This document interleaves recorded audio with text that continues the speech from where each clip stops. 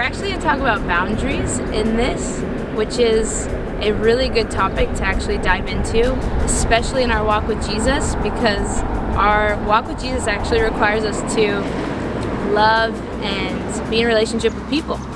And you can't really have a good relationship if you don't establish and know what good boundaries look like in your life.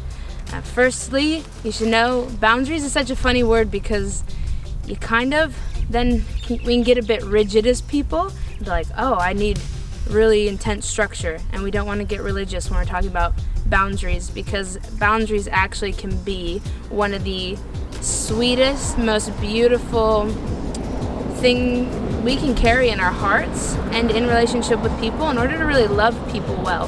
So I think that's the heart of boundaries, is it does allow us to love people really well. And so one thing with boundaries, I think, is you really have to firstly take ownership of yourself.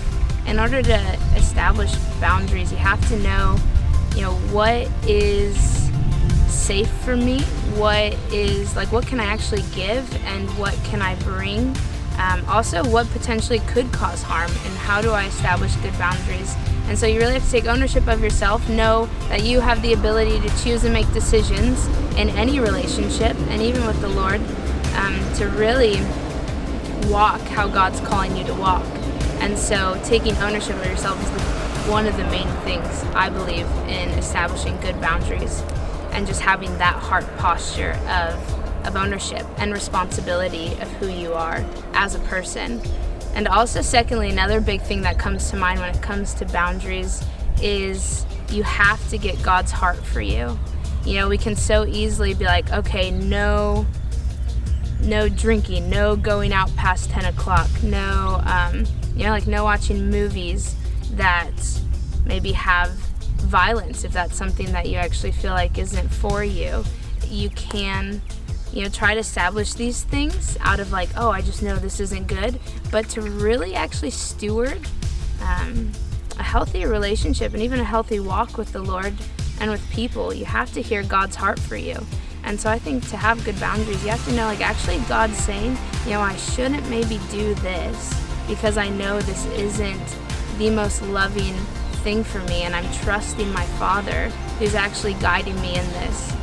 And so I think just having trust and relationship with the Lord can help you walk out those boundaries that you feel like God's calling to you in your life. And so whatever it looks like, boundaries can look like so many things. If it's,